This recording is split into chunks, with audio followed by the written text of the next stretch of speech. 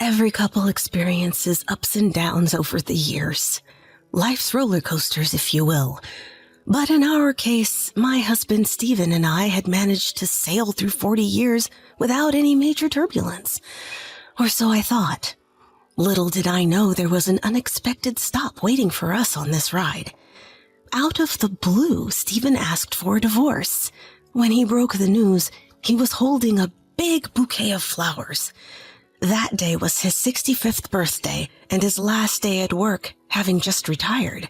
The bouquet, a gift from his colleagues, was a luxurious mix of calm colors, oranges, pale yellows, light blues, and whites.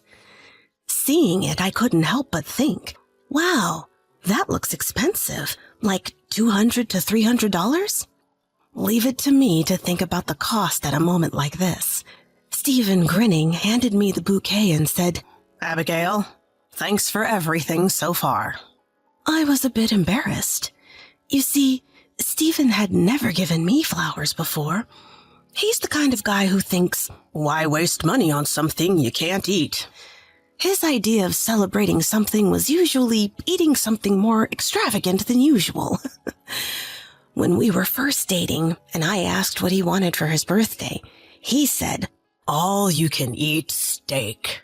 Moreover, he's not the type to give gifts just to make someone happy. I had never even received a birthday gift from him, let alone flowers. So, when he gave me that bouquet on his retirement day, it was certainly surprising. Though he didn't buy them and probably thought inside, I don't need these flowers, I was still touched. Stop being so formal. You've worked hard all these years, Stephen. Now, take it easy and do what you love, I said as I took the bouquet. That's when Stephen's expression changed, and he said, "Thanks for the housekeeping. We're done. I want a divorce." Stephen and I were high school classmates, and we started dating in our sophomore year. We broke up and got back together a few times, finally getting married on my 25th birthday. More than romantic feelings, we got married because we were like opposite-sex buddies who had fun together. We had 2 kids, but our parents were so eager to help with them that we never felt overwhelmed by parenting. Work, play, time with each other, time with separate groups of friends, we enjoyed it all.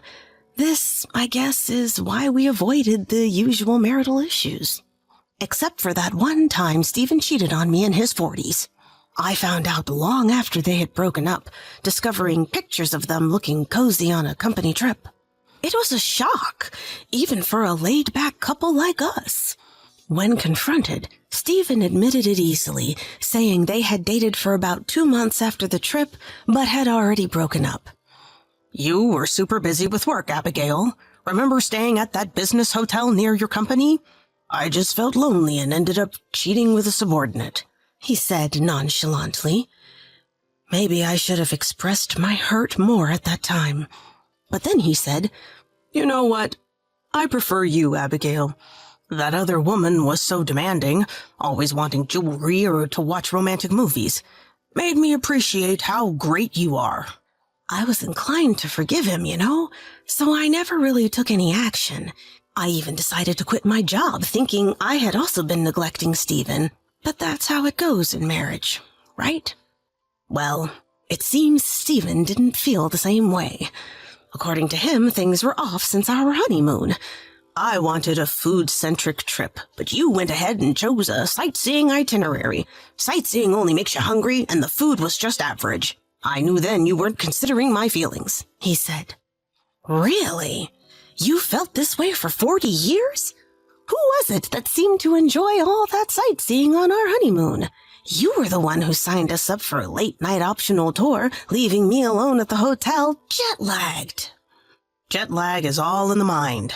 If you were really looking forward to the honeymoon, you could have slept on the plane, he retorted.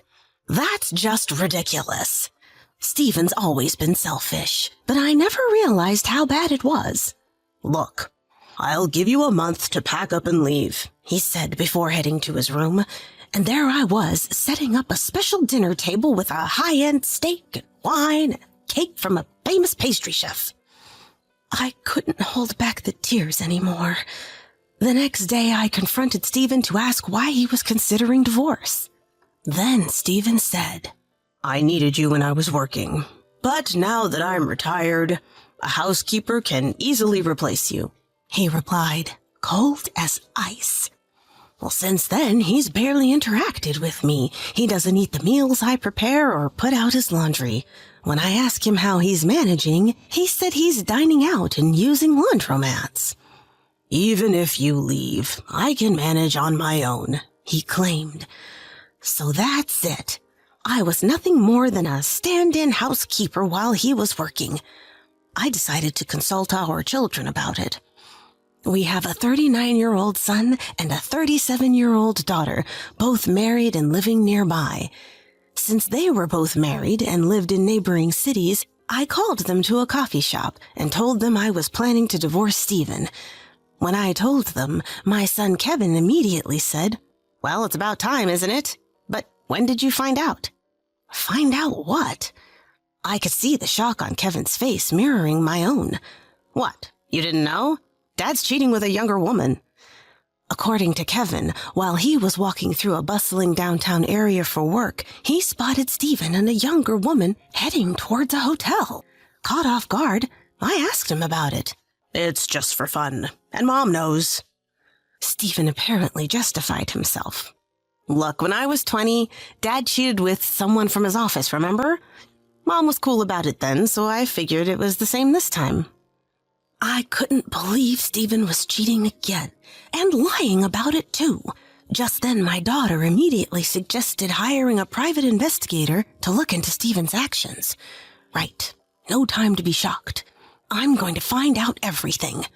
After a week of investigation, it turned out that Stephen's affair was with the receptionist at his office, and he was giving her a monthly allowance.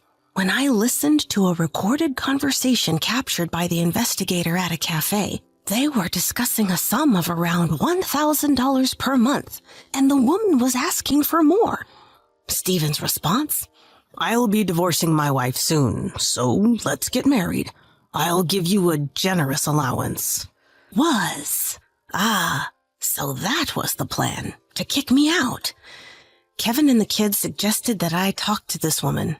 But I want to give Stephen and her a real shocker. I scoured the internet and consulted with a lawyer friend to find the most impactful approach. A few days later, I called Stephen into the living room. "I'll agree to a divorce, but not until we settle on alimony and asset division," I began. Stephen eagerly responded, "Half the money in each of our accounts and half the value of this house and land after the mortgage is paid off. That's fair, right?" "That's asset division. Let's discuss alimony first. I want $50,000. "Why should I pay anything? Divorces aren't uncommon for people our age," he scoffed. That's when I showed him a few pictures of him in the act. "Now you understand why you have to pay alimony." I said all that, and Stephen looked stunned. "So, I also overheard your conversations with her. You've been giving her a $1,000 allowance every month. You plan to celebrate your 3-year affair and upcoming wedding with a trip, huh? That means you've been handing her $1,000 a month for 3 years. That money should have been part of our shared assets. I'll be including it in the division of property." That's not all. Stephen had been receiving his credit card statements by mail and left them unopened. I gathered them all and checked the contents. Just the bills I found totaled over $20,000. Hotel stays in Los Angeles, luxury brand shopping popular among women. All suspicious charges. I'll include that too. Oh, I also found a lease for an apartment dating back 3 years. You're the one renting it, but my investigator found out your mistress is the one living there. That rent will also be included in our shared assets. At this point, Stephen went pale. Of course he would. We're talking about nearly $100,000 here. I later found out that Stephen only had about $50,000 in his account at the time. He thought he'd just have to pay me $25,000, But he's actually looking at a $150,000 total, meaning he owes me about $75,000. How much do you have in your account? I'm entitled to half of that, Stephen blurted out in desperation. I showed him my balance. About $70,000, so Stephen's share is $35,000. That means he'd still have to pay me $40,000. When I mentioned the house and land are also part of the assets, he freaked out. The house and land are under my name. They aren't shared property, he shouted. Too bad. The law says otherwise. Just to add one more thing, all the house repairs came out of my account. We've had to repair the house several times since we bought it used, remember? That adds up to around $50,000, so you owe me half of that too. Even if we sell the house and split the proceeds, Stephen shouldn't go into the negative. But thinking he would get all the money, he was really down. I couldn't help but laugh. Tough luck. Here's the divorce paperwork. I handed Stephen the divorce papers and saw a faint smile on his face, which I ignored. Will you fill it out now? I'm planning to submit it shortly. After I urged him, Stephen signed the papers on the spot. I immediately took them to the courthouse. I came back 30 minutes later to find Stephen sitting smugly on the sofa, thinking it was all settled. That's when I dropped one last bomb on him. About your retirement fund. Stephen looked smug. Too bad.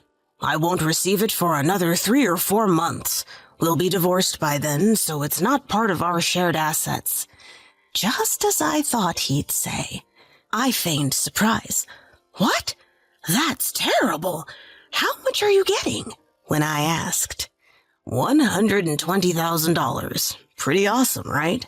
He looked proud. Well, that's average for a small business, so I'll get $60,000 of that then. Huh? Didn't I just say the money actually comes in after the divorce? Yeah, sorry to burst your bubble, but even after divorce, your severance pay is subject to property division. I looked it up online. There was a court case that decided retirement funds are up for grabs if a couple divorced within 5 years before retirement. So, unless you sell this house and land, you're going in the hole. And even if you do sell, I doubt it'll be enough to keep your affair partner satisfied for life. At this point, Stephen was speechless, his eyes widened and his mouth trembling. Poor guy. For reference, our house is valued at about $300,000.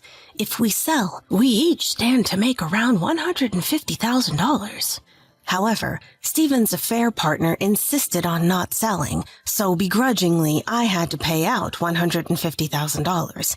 Add that to the $50,000 for the divorce settlement, Stephen ended up in debt for $200,000. His affair partner, who's still in her 30s, latched onto a senior like Stephen for that house. Even though it's old, it's a conveniently located single-family home in the city. Soon after remarrying Stephen, she moved her parents into that house with all of their belongings, no questions asked. So, instead of a leisurely life funded by his pension and property split, he has to support his young new wife and her parents and also pay off debt. In the end, it seems he had no choice but to get a new job. Looks like he's forced to look for another job even after 65. His expected annual income? Maybe around $30,000. And since I claimed a $20,000 compensation in the divorce from that woman, their marriage is a mess now. I guess it's only a matter of time before she takes over the house. Speaking of which, the rental apartment Stephen contracted for her is another headache. Since he wasn't the one living there, it's a breach of contract. I tipped off the management, so now he also has to pay a fine. Just can't help but feel sorry for him. As for me, I've rented an apartment near my daughter's house and work a part-time job 3 days a week at a supermarket that hired me at 65. My granddaughter just started middle school and is going through her rebellious phase, but she feels bad for her divorced grandma and often comes to visit. I may have lost a husband, but I've gained more joyful times with my granddaughter. Right now, I'm pretty happy.